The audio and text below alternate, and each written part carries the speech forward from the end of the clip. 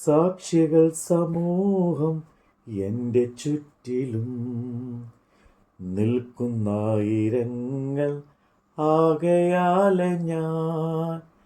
സാക്ഷികൾ സമൂഹം എൻ്റെ ചുറ്റിലും നിൽക്കുന്നായിരങ്ങൾ ആകയാലെ ഞാൻ. ഭാരവും പാപവും വിട്ടു ഞാൻ ഓടുമാ നേരവും യേശുവെ നോക്കിടും. ഭാരവും പാപവും വിട്ടു ഞാൻ ഓടുമാ നേരവും യേശുവെ നോക്കിടും. സിയോൻ ചാരിഞ്ഞ യേശുവിൽ ചാരിഞ്ഞ പോകുന്നു കുരിശിൻ്റെ പാതയിൽ, കുരിശിൻ്റെ പാതയിൽ. അപ്പോസ്തലനായ പൗലോസ് കൊരിന്ത്യർക്കെഴുതിയ 2 ലേഖനം അധ്യായം 2. എന്നാൽ ഞാൻ വീണ്ടും നിങ്ങളുടെ അടുക്കൽ വരുന്നത് ദുഃഖത്തോടെ ആകരുത് എന്ന് ഞാൻ നിർണയിച്ചു.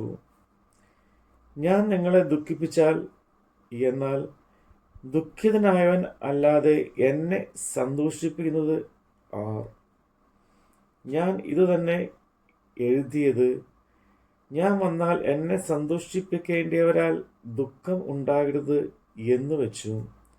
എൻ്റെ സന്തോഷം നിങ്ങൾക്ക് എല്ലാവർക്കും സന്തോഷമായിരിക്കും എന്ന് നിങ്ങളെ എല്ലാവരെയും കുറിച്ച് വിശ്വസിച്ചുകൊണ്ടും ആകുന്നു. വളരെ കഷ്ടവും മനോവ്യസനവും ഉണ്ടായിട്ട് വളരെ കണ്ണുനീരോടും കൂടെ ഞാൻ നിങ്ങൾക്ക് എഴുതിയത് നിങ്ങൾ ദുഃഖിക്കേണ്ടതിനല്ല. എനിക്ക് നിങ്ങളോടുള്ള വലിയ സ്നേഹം നിങ്ങൾ അറിയേണ്ടതിനത്രേ. ഒരുവൻ എന്നെ ദുഃഖിപ്പിച്ചു എങ്കിൽ അവൻ എന്നെയല്ല, ഒരു വിധത്തിൽ ഞാൻ കണക്കിൽ ഏറെ പറയരുതല്ലോ, നിങ്ങളെ എല്ലാവരെയും ദുഃഖിപ്പിച്ചിരിക്കുന്നു. അവന് ഭൂരിപക്ഷത്താൽ ഉണ്ടായ ഈ ശിക്ഷ മതി. അവൻ അതിദുഃഖത്തിൽ മങ്ങിപ്പോകാതിരിക്കേണ്ടതിന് നിങ്ങൾ അവനോട് ക്ഷമിക്കുകയും അവനെ ആശ്വസിപ്പിക്കുകയും തന്നെ വേണ്ടത്. അതുകൊണ്ട് നിങ്ങളുടെ സ്നേഹം അവന് ഉറപ്പിച്ചു കൊടുപ്പാൻ ഞാൻ നിങ്ങളോട് അപേക്ഷിക്കുന്നു. നിങ്ങൾ സകലത്തിലും അനുസരണമുള്ളവരോ എന്ന് പരീക്ഷിച്ചറിയേണ്ടതിനായിരുന്നു ഞാൻ എഴുതിയത്. നിങ്ങൾ വല്ലതും ക്ഷമിക്കുന്നവനോട് ഞാനും ക്ഷമിക്കുന്നു. എന്നാൽ ഞാൻ വല്ലതും ക്ഷമിച്ചിരിക്കുന്നു എങ്കിൽ നിങ്ങൾ നിമിത്തം ക്രിസ്തുവിൻ്റെ സന്നിധാനത്തിൽ ക്ഷമിച്ചിരിക്കുന്നു. സാത്താൻ നമ്മെ തോൽപ്പിക്കരുത്. അവൻ്റെ തന്ത്രങ്ങളെ നാം അറിയാത്തവരല്ലോ.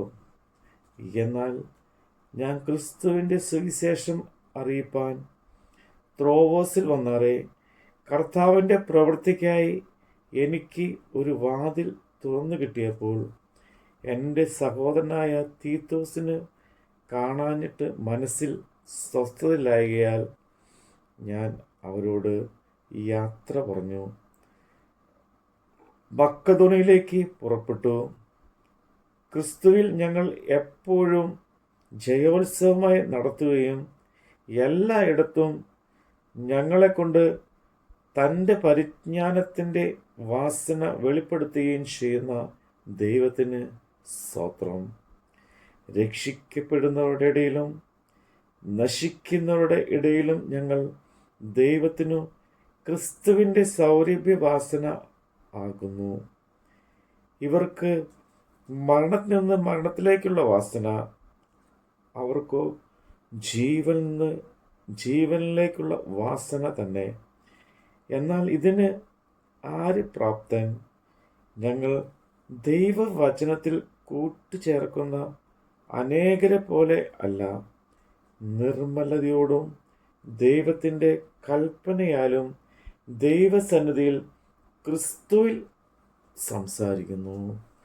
നമ്മുടെ കർത്താവിൻ്റെ വചനമാണ് നമ്മൾ കേട്ടത്.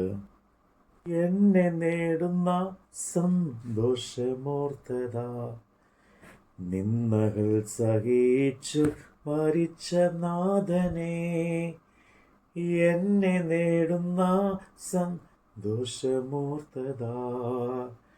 നിന്ദകൾ സഹിച്ചു മരിച്ച നാഥനെ, ധ്യാനിച്ചും മാനിച്ചും സേവിച്ചും പോകയിൽ ക്ഷീണമെന്തെന്നറിയില്ല ഞാൻ. ധ്യാനിച്ചും മാനിച്ചും സേവിച്ചും പോകയിൽ ക്ഷീണമെന്തെന്നറിയില്ല ഞാൻ.